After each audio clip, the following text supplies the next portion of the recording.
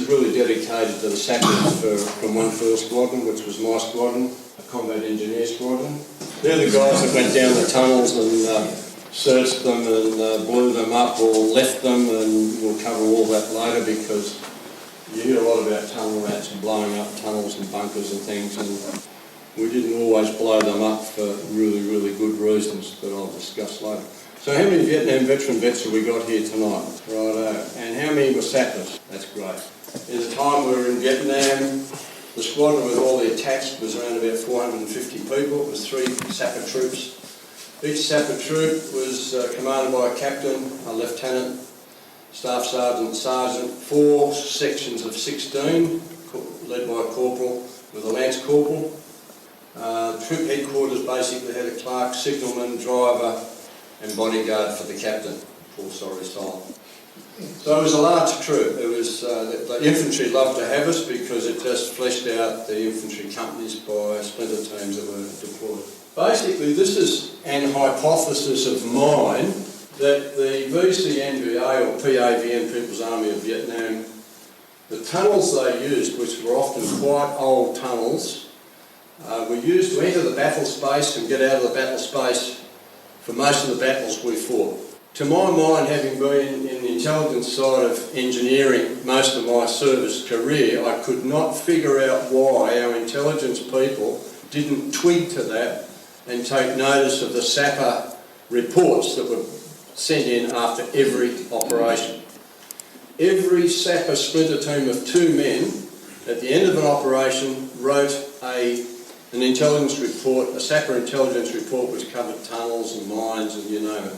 All went into task force headquarters intersection, but nothing ever happened. And the reason I think it is that our task force was always infantry centric, which is probably the way it should be, because they're the guys that actually take the war to the enemy. But if the enemy's taking the war to you, you want to know how to slow it down a bit or stop it. I know all that because Chris Simpson, Sergeant Chris Simpson, who was the intelligence sergeant at Task Force headquarters when I was there, was a mate of mine. We'd gone through primary school together and high school. His dad was a regular Army warrant officer. His dad and my dad had been in 2nd 6th Commando Regiment. My dad is an attached medic. His dad is a infantryman. So we had a good relationship. So I used to get some of the best intelligence briefs you could ever have. The intelligence briefs I got out of one task force were far better than what the battalion commanders got.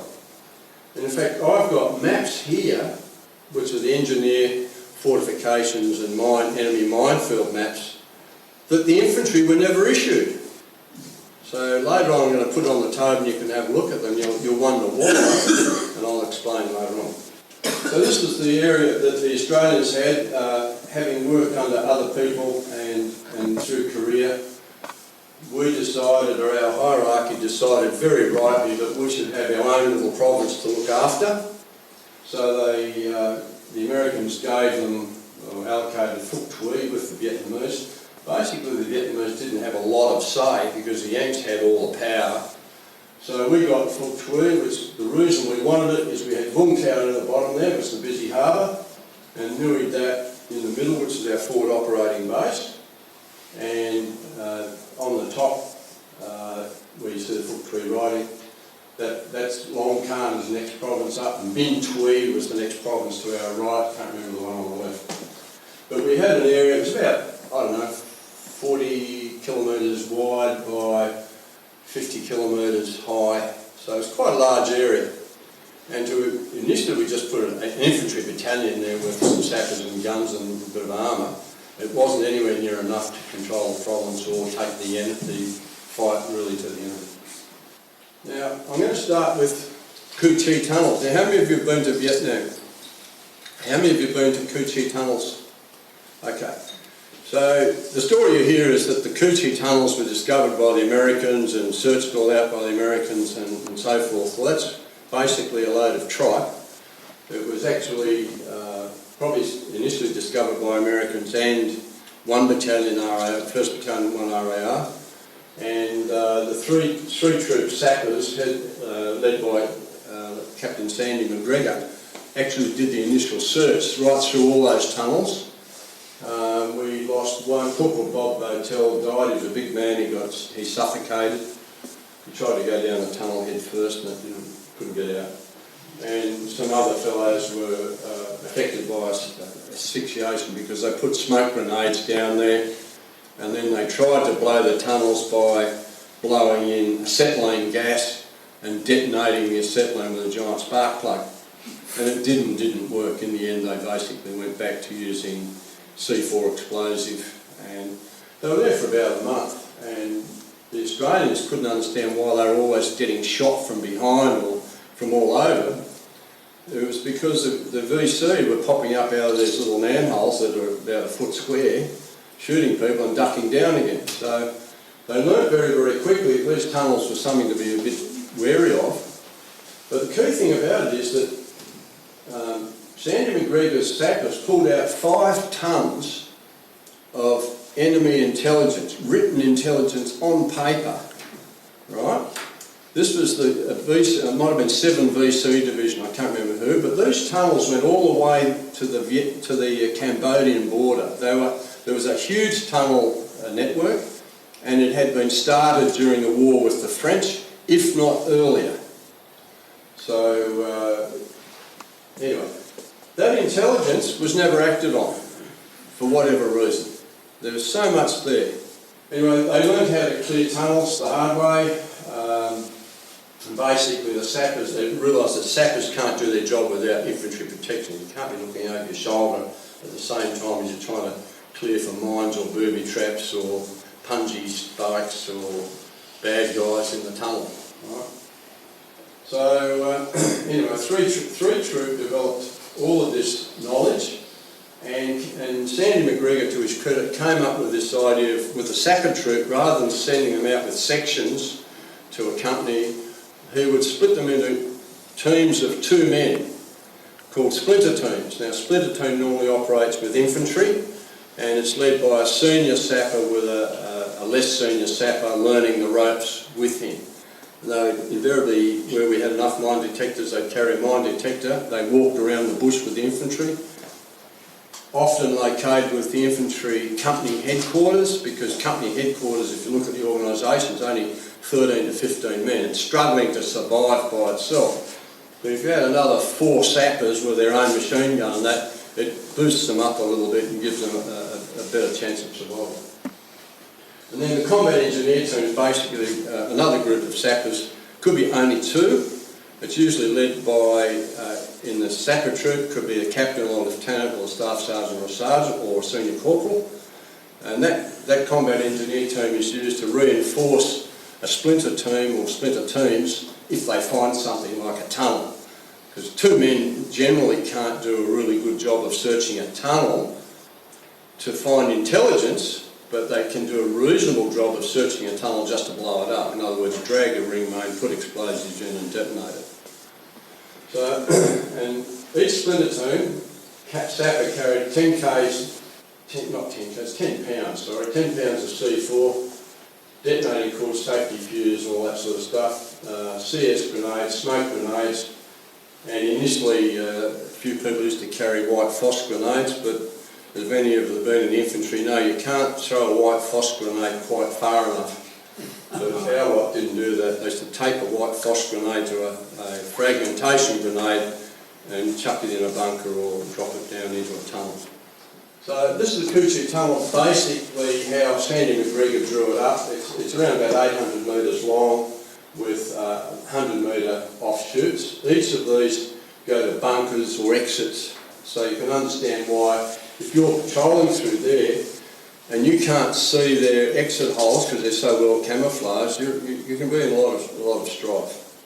So the minute you find it, you've got to search it, clear it, secure it, search it, and that takes effort. I think it took them a few weeks actually.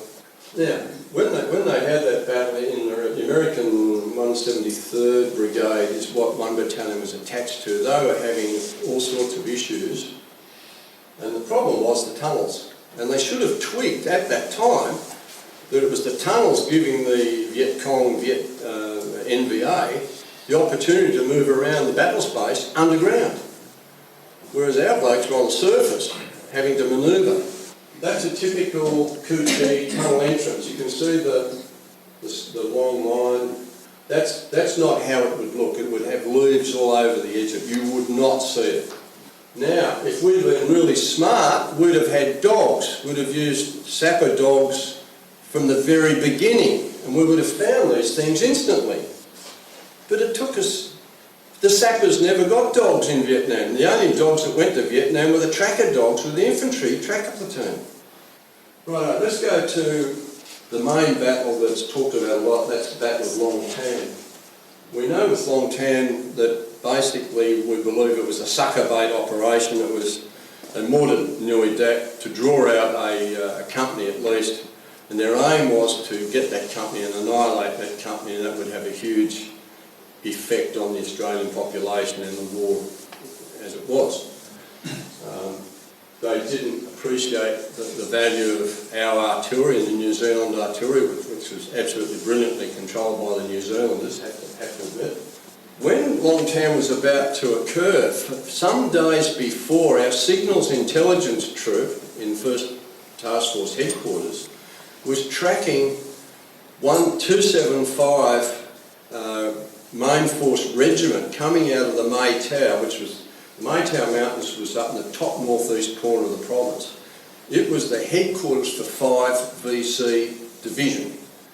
The 5 VC Division at that time comprised 274 Regiment, I think it was 274, 275, 33rd Regiment was also involved, and D445 Main Force Battalion. Basically VC, not many North Vietnamese, okay? Anyway, they tracked the radio all the way down to the Long Tan area, and then the radio just disappeared. No more signals, you know. And you think, well, that's interesting. They went out, they sent SAS patrols out. SAS patrols found no evidence of the enemy at all. They went past Nui Dak 2. I think they might have even gone around Nui Dak 2, went through almost the main area where the battle was fought, found and saw nothing. Went back, and then Delta Company was, after the mortaring and all that, Delta Company was sent out to find the mortar base plate positions, which they did and all that sort of thing.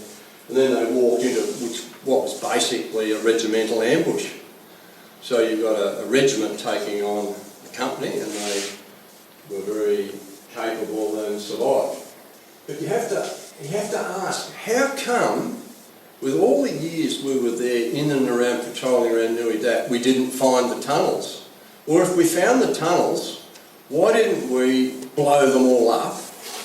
Or why didn't we figure out that maybe that's how 275 Regiment managed to disappear?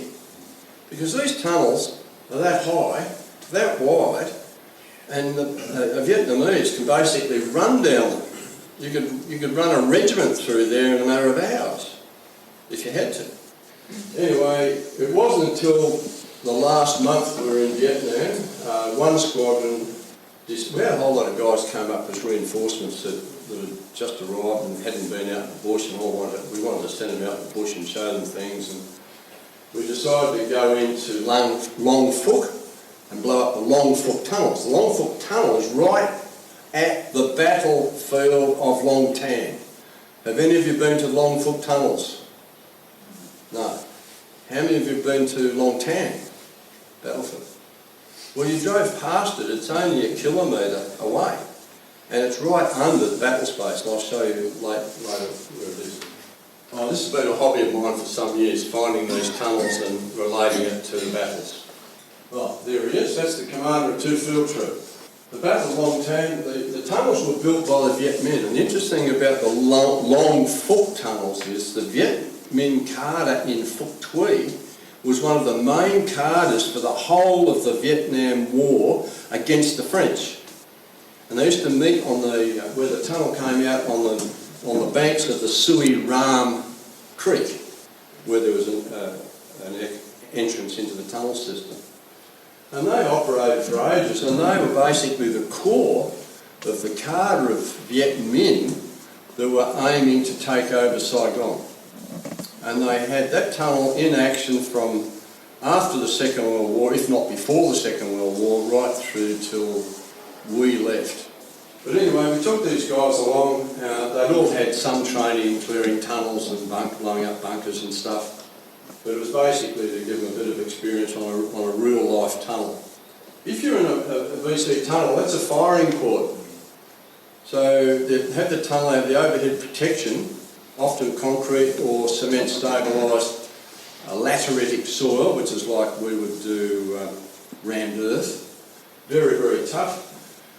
He's shooting out of an area that's only about maximum 100 millimetres, or that much, right? He can see you because it's like that, but you can't see him. And that was the benefit of their tunnels to them. And the detriment to us is that we couldn't see where they were firing from. Particularly when it's... and they had cleared fire lanes, so they didn't use secateurs, or they used like a rice cutter to cut the low growth down low. You're standing up here, you can't see it. The only time you know you're in a fire lane like this is when he knocks your legs off with a machine gun or hits you and you fall over, and then you suddenly feel when you're lying on the ground you're in a fire lane where he can see you, but when you're up here you can't see anything. You know what I mean? So it's just chopped the bottoms of the bushes off, only about a foot high, 300 mil high. This is some photos taken during our clearance. These blokes were from 3 Troop from memory.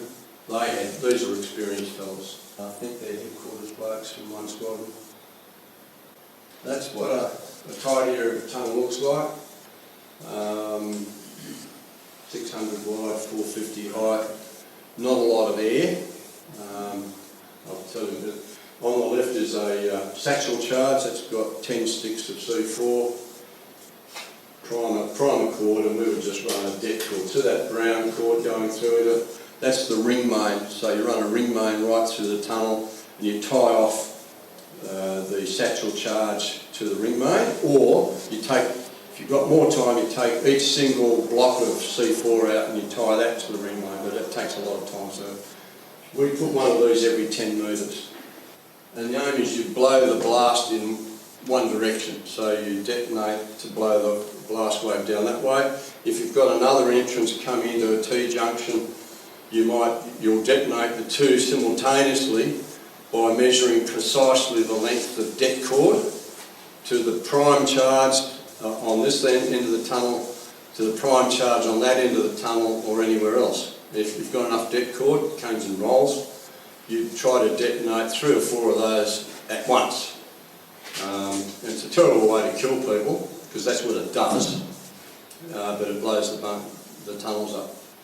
Initially the aim was to kill people in the tunnels, and then just blow the tunnels, because it takes them forever to dig the damn things.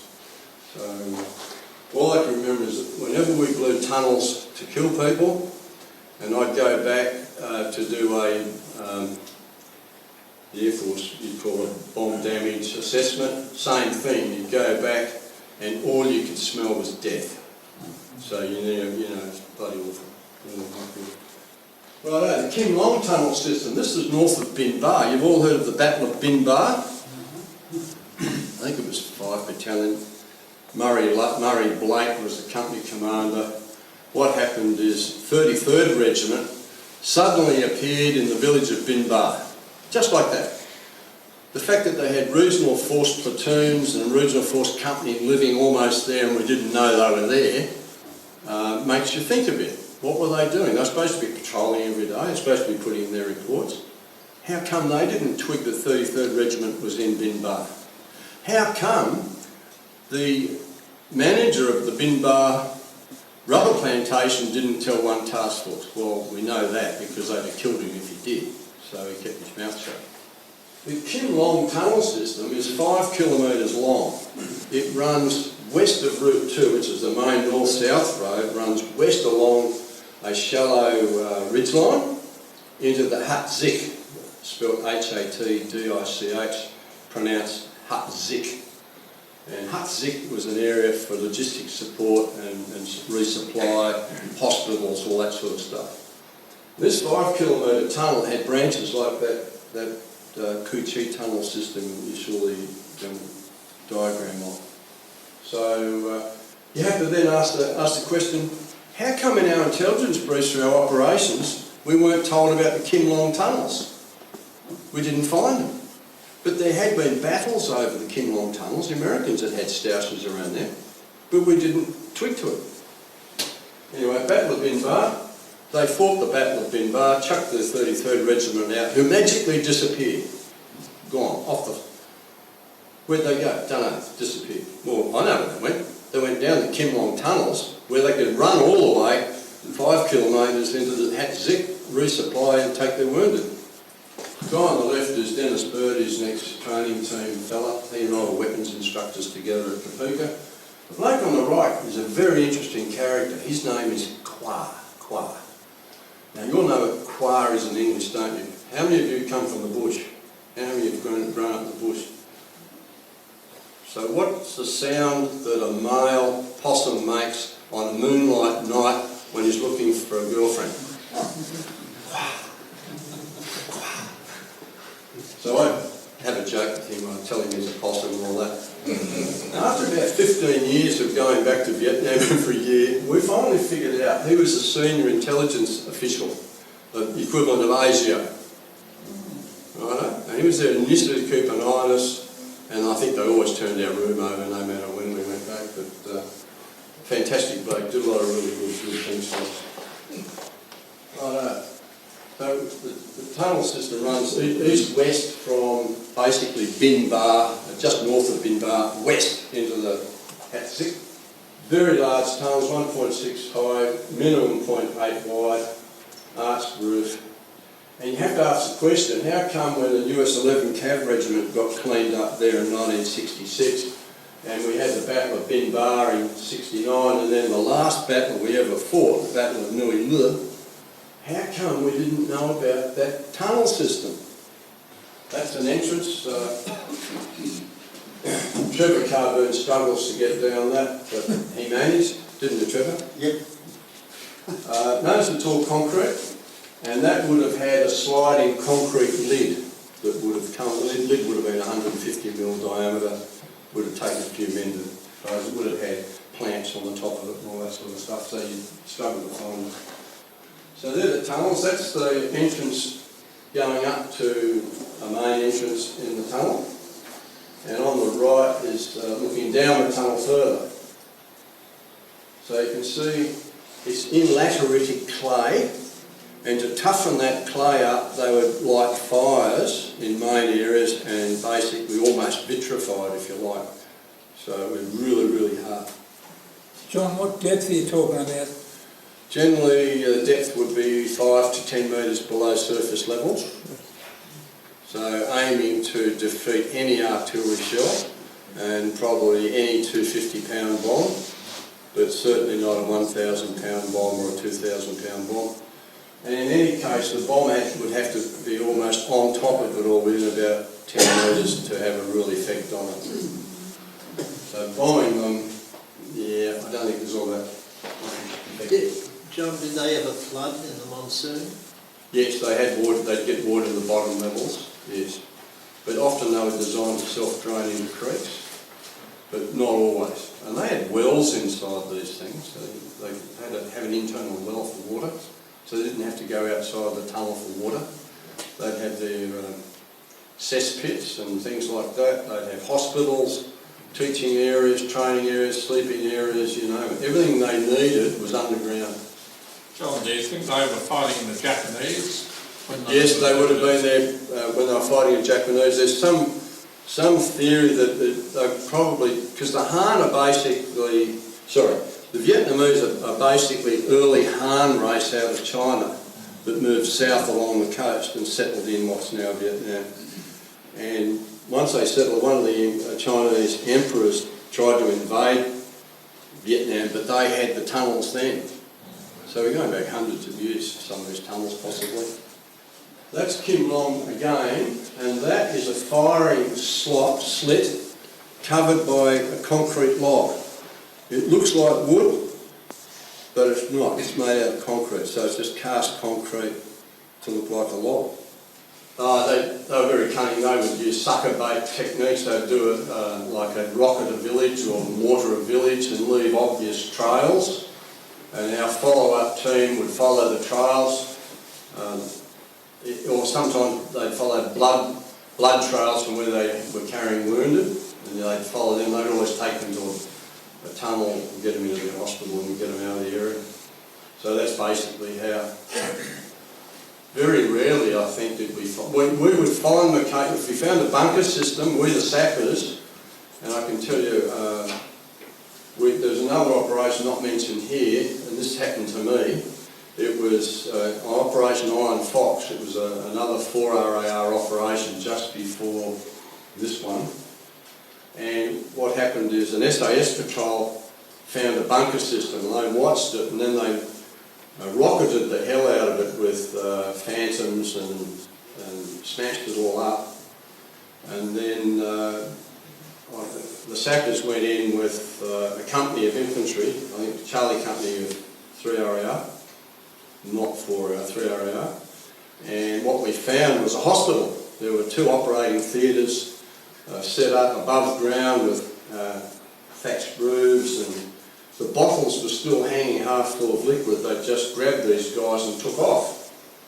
Now, when we took over it, we the sappers cleared it just to make sure there's no mines and things, and we're settling in for the night. Our harbour, we used it as a harbour position. And you've got to remember, there's only company headquarters, there's only 15 of us, and there's a big bank of bamboo along one side, so we knew they hadn't gone through the bamboo.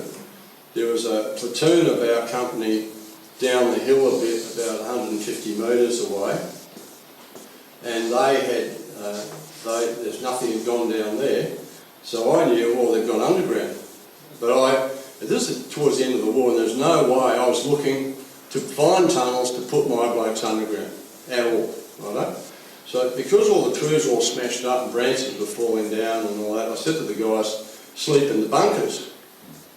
Well, no one was going to sleep in the bunkers. I said, oh, well, I'll sleep in there, I'll set the example. So I slung my hammock in the bunker with rats running over me all night. So I was sleeping in the silk with the thing over my head.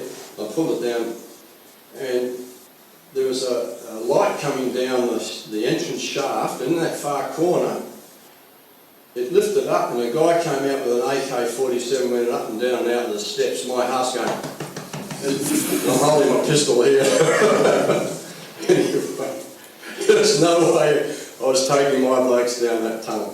Just forget it. It was a hospital anyway. You don't blow up hospitals. Battle of Nui Le was the last battle fought by the Australians in our time in Vietnam. You've probably heard about it, or you might not have heard about it, because although it was a fairly solid stoush, and it was an ambush again of 4 RAR by 33rd Regiment, very cleverly set up. 33rd Regiment just arrived as well, you know, and they sucker baited 4 RAR into the killing zone. See this town of Nai Jiao here, Bin Jiao, Nai Jiao, they're very strongly Catholic village. They are all Catholics, right? All anti-communism, all anti-NBA VC. They mortared Bin Jiao there, just above the Phuoc Tui riding, and left obvious clues as to where they'd gone up to where AO Birdwood is, up into that area. See where the 3 companies, 3 battalions, 2 battalions are located. What they didn't guarantee, what they didn't tweet to was the fact that 4 RAR NZ, New Zealand Anzac Battalion, the CEO was pretty smart. He created 6 infantry companies out of his battalion. So he had ABCD company, right? He had the Kiwi company, that's 5. And then he got the odds and sods out of admin company and support company and made them another infantry company. So he had 6 infantry companies basically to operate instead of 4. So anyway, when they took off, they walked into the ambush and got pretty heavily engaged. And if you read it, it's really solid engagement. It's very much like Long Tan.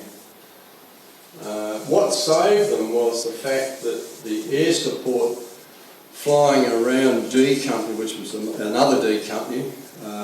What saved them is the air could see the NVA soldiers lying on the ground about to attack them and could rocket them and machine gun them and all that sort of stuff. So they got out of it very, very, very luckily, I think, a lot of good luck. But see all the red arrows? There was also an ambush of an armoured troop going up Route 2, and that had sappers in it as well that were going up to the 4RR headquarters up the top left corner at near Fire Support Base Debbie. So they planned it in detail. There was another ambush about where you see the figure 5. They ambushed a section of armoured personnel carriers, and the armoured personnel carriers used to carry about 15 Claymore mines in 50 calibre ammunition boxes behind the turret. They fired an RPG and hit the ammunition box and just blew it up and killed everyone but 2 people on the carrier. So it was pretty tragic. Could have been a lot worse actually, but look to the left of Route 2. See the tunnel layout, Kim Long? Where is it? Just right where Bin Bar is. Okay?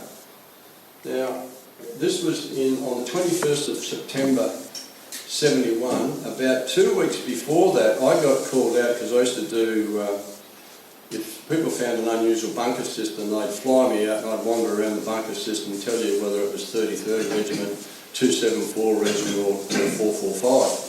By the way they built their bunker systems. So I'm very, very disciplined in how they built their systems. They stuck with their plan. 445 had its plan, 33rd Regiment had its plan, and 274. They all did the same, their way, okay? Anyway, I flew to a place called Zabang, and I knew the captain that ran the company. There's Captain Tan. Captain Tan was, he'd been fighting a war for 6 years. Anyway, I got there, landed in the helicopter, got out, went over to see Captain Tan. There's this guy in a cage made out of barbed wire, about as big as this. Little Vietnamese soldier in there, no clothes on, naked, in the barbed wire, in the sun. I said, what's this, Captain Tan? He says, oh, he was AWOL. AWOL. Can you imagine having served in the Australian Army, being put into a barbed wire cage and left in the sun for a day or two? You know, I said to him, have you seen any VC, NVO or anything? No. Have you had patrols out? Because we'd got a visual reconnaissance report from somebody coming down where that Kim Long Tunnel business is, flying down along the road looking for sign. Sign is exactly the question you asked. What do they do with the dirt? What gives them away initially is that they cut the trunks of trees, and normally they'll cut the trunk of trees and put mud over the top of it. But sometimes they don't have the time, and you'll see from the air, you'll see the tree trunks cut, or you'll see soil spoil. Anyway, Task Force rings me up and says, John, would you do a visual reconnaissance and go and check that area out and see if you can see any bunkers or anything? So went up to Zabang, we flew around, and it was near the Kim Long Tunnels, a bit south, and I said, this is pretty stupid, I know, I said to the pilot, put the chopper down about 100 metres from the edge of the rubber plantation. See that bottom edge of rubber on, anyway. So I got out with my armour light and walked over to the edge of the rubber and walked in about 10 or 15 metres, and there's a fire burning with rice cooking. So what do you reckon I did? I sort of instantaneously arrived at the helicopter and we took off. But even that didn't twig, you know. So my hypothesis is that 33rd Regiment somehow came in along that Kim Long Tunnel and got out through the Kim Long Tunnel. Some of them may have taken off and gone up to the May Tower, up where 5 Division headquarters was. But 33rd Regiment normally lived in the Long Khan Foot Tweed boundary. See that thick line that goes around? That's a buffer zone. I think it was 2 kilometres either side of the border. We were not allowed to operate in it. So they had about between a 2 and 4 kilometre wide buffer zone. They put their bunkers and base camps in, all that sort of stuff. And to get in there, we had to tell the village, the province chief, which meant an immediate intelligence leak that would go straight to the VC, who would know we were coming, and go away, disappear. So it was almost an impossible situation to catch them by surprise. Did you have any one armed regiment support? In Bin Ba they did, yes. Bin Ba had initially 2 tanks. One got knocked out. I think one of the crew commanders might have got killed or badly wounded. Then they brought up some more tanks, another troop, I think of 4. And then they did a tank infantry assault on Bin Ba from the south. Right, so that's the last Nui Le. The friendly casualties from Nui Le, and I can't believe how it was so light. It was 5 KIA and 30 wounded. Enemy casualties by body count was 14. Normally it's 2 to 3, 4 times the number killed that's wounded, but I'm not sure with them. Anyway, basically, we had already announced we were leaving Vietnam when the Battle of Nui Le took place, and that we were going to stop operations in October, November, and everyone would be leaving about mid-November, which they did, mostly except for, we left 400 in Vung Tau, who had to clean up rubbish and load it onto ships back to Australia and left over. I was one of the group that stayed. I took I took 28 sappers from 1 field squadron down, so we had a combat engineer capability. We had Delta Company of 4 RAR who were combat experienced as our protection. We had Advanced Ordnance Depot, remained right to the very end, that's Kevin's mob. 2 AOD, Kevin.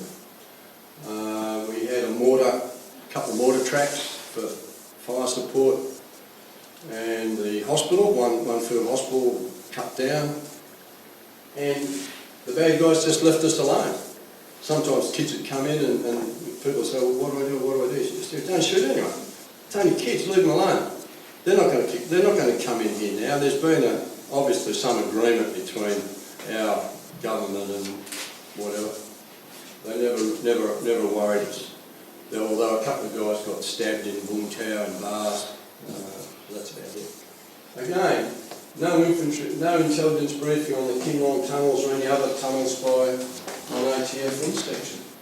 So, All sappers that went to Vietnam, when you came into country, despite the time you'd spent at School of Military Engineering, and you did 2 things. You did your battle training at Canungra for 3 weeks, and you did 2 weeks at the School of Military Engineering, just sharpening up your mine warfare, booby traps and tunnels. And you got briefings. The officers had to read mountains of after-action reports as well as do all the other stuff. But when you got in country, the 1 field squadron that I was with, which was the Combat Engineer Squadron, we had what was called Exercise Lifesaver.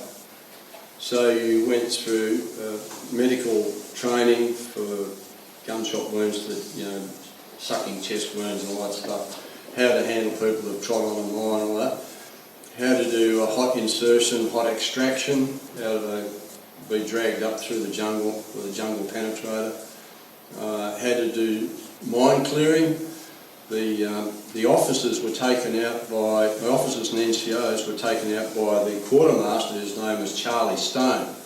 Charlie Stone was the lieutenant who'd come up through the knife and fork course. He'd been an RSM in the Australian Army of Engineers, but I'm pretty sure during the Second World War he might have been a major in the British Army. I'm not sure, but he was a senior guy, spoke incredibly well, owned an Armstrong Siddeley, he wasn't short of $1. But he took you out and he showed you how to clear mines the hard way. And therein is the story about how we blew up a tiger one day. We were clearing a small protective minefield on the Horseshoe because we're getting out, and we'd picked up something like 36 M16 mines, which is really easy because they're big lumps of steel and you pick them up really easy with a detector. We dug a hole about the size of that laying flat, put the mines in the hole, put plastic explosive over it, put the 2 depth initiators on the mines, filled it in with dirt, walked over the saddle, lay down and fired it. Came back and there's a hole about 3 metres diameter and about as deep as that is wide. And we're all standing there looking at just holding our rifles and stuff and thinking, geez, that's interesting. And then all of a sudden there's this, and down this re-entrant, small re-entrant, which is where we'd blown the mines, came this tiger, about 2 foot tall, 3.5 foot long with a tail, and just walked right through the middle of us and kept walking down the entrance towards that doe. And we were looking at this thinking, that's a bloody tiger. And then through our tiny little minds was, where's the mother?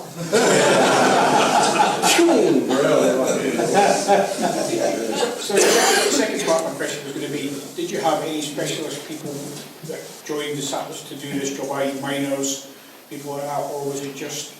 No, we had odds and sods stuff. We had strays from the British Army. I had a British Special Boat Squadron corporal who had been a sergeant in the British Special Boat Squadron. I had 4 Vietnamese scouts. I'll pass this photo around. This guy's name is Sam. He was the head of my scouts. And that's another story. I went back in 2004 and they built a dam between Dat Do and Swan Mok, so east of the province. And the dam was to control water for rice growing. They grow 3 crops of rice there. Anyway, there were 3 blokes fishing about 150 metres away up on the right-hand side from us. And I'm standing on the top of the dam wall with my mate, and all of a sudden there's Dai wee tick, and this guy comes racing down all the way down, raced up the damn wall, stands to attention and salutes. I thought, holy shit, it's Sam. This is Sam. There you go. So they were the only attachments we had, Vietnamese, and sometimes you'd have Americans would come in for a couple of weeks. My troop, lieutenant, was detached to the Americans as a liaison officer. He was with the crazy Americans, the 7 Air Cav. We all did 2 weeks with 7 Air Cav at one stage on the detachment. He spent pretty much his whole tour there. He's obviously very good at his job. Could handle American madness and all that sort of stuff.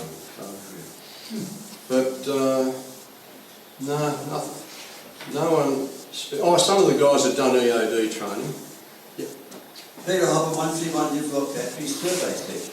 That's the, yes, and there's a mob of 161 surveyors sent out into the bush and left out in tiger country, as I remember, to do surveying, and no one sent any protection with them, did they? No, we didn't have much. Now, November 67, we were doing some survey work near Hua Long, that's very close to Nui Dat. Yeah. And I looked down and there's a board there, a couple of boards moving away, there's a tunnel. Yeah. So I called in the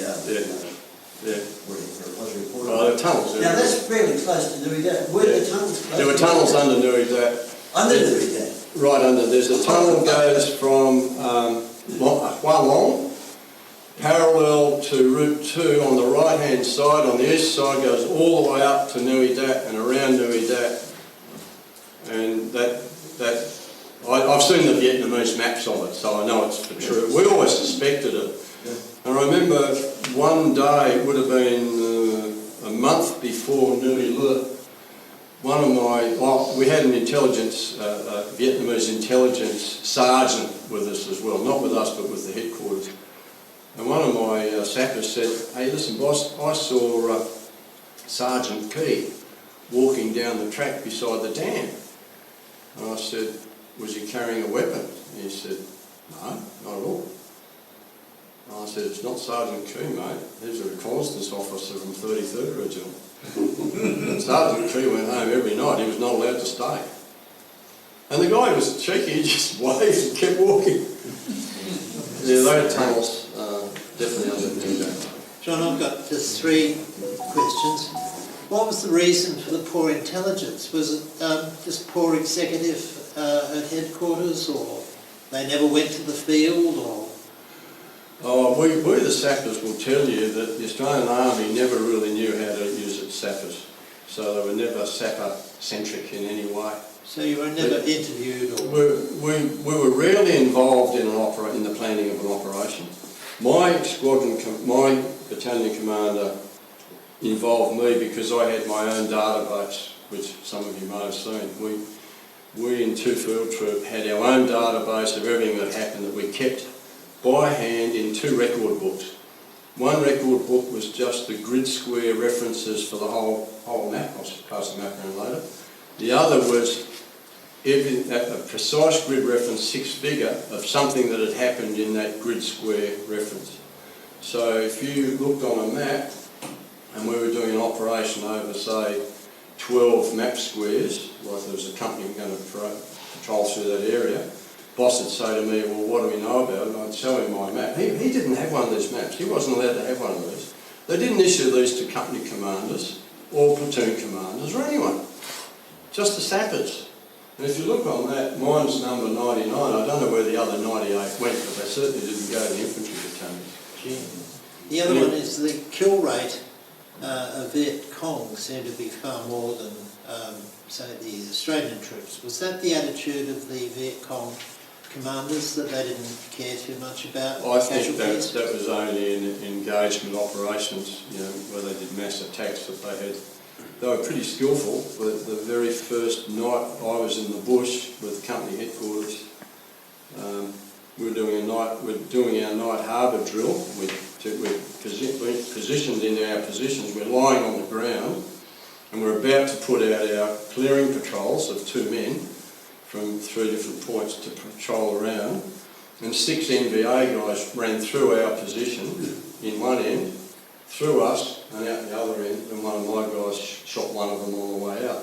But we couldn't shoot because all our guys were all over the place. They were very aggressive, and when they're aggressive like that, when you're aggressive like that, you don't have the casualties you often have. But when they do mass attacks, where they get caught by artillery, claymore mines, get caught on wire, hit with artillery splintex rounds, that's when they have high casualty rates. I see. And the other one was the Australian soldier that went to Vietnam, given any training in fighting a guerrilla war? Yeah, basically, at the very worst, you did 3 weeks at Canungra, but that was mainly just patrolling. You were given some lessons, not much else. The battalions certainly, in their wind-up exercises, did quite a bit of it, yes. Our tactics in Vietnam were very close to our tactics in Malaya and the Claret operations in Borneo in 64, 65, 66, whatever, which were counter-revolutionary warfare. We were trained in counter-revolutionary warfare, but a lot of the young Nashos and others that like at the very end, we were getting guys sent up to us that hadn't had much training at all. Gee. Any other questions? Mine's the back. Yeah. The French experience. Did the Australians pick up anything from the French experience? Yeah, I think so. Don't build blockhouses and live in them. So there was some intelligence actually taken. Oh yeah. Yeah, you can't. I'm not trying to run the intelligence down. It's just that they did overlook the tunnel business, in my view. I've got a lot of questions, John, but I'll stick to 2.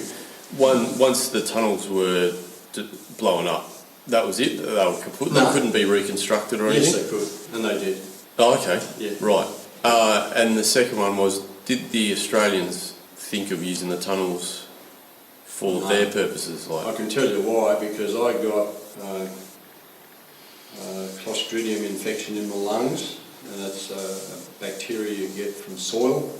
Right. And a few of my blokes got it as well. It's pretty dangerous. It's like a type of pneumonia, but from an anaerobic type bacteria, which isn't good.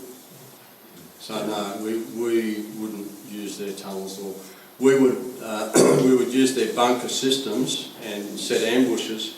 Yeah. If the company, I'm not saying me because I wasn't infantry, but if the company rolled over a bunker system, it might only be 3 bunkers or 15 or 25, they would often set an ambush in that bunker system and catch people that came back.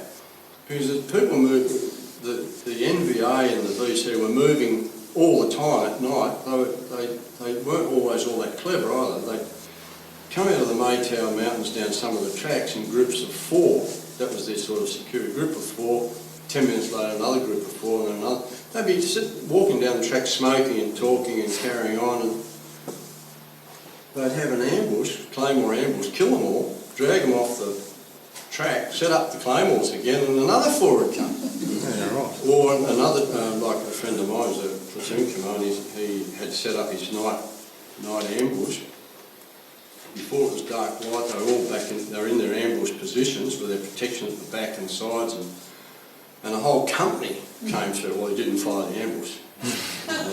Good way to get annihilated. Yeah. So, no, sometimes they were very good, sometimes they weren't. What other roles would a field engineer have as well? Not just... You mean field engineers in the squadron generally? Yeah. Right, well, one field squadron provided power. It ran power station, it ran a power station. It provided disinfected water using a Patterson trailers, where they filter and superchlorinate the water and then distribute it all around the base to the unit water tanks, which are on towers.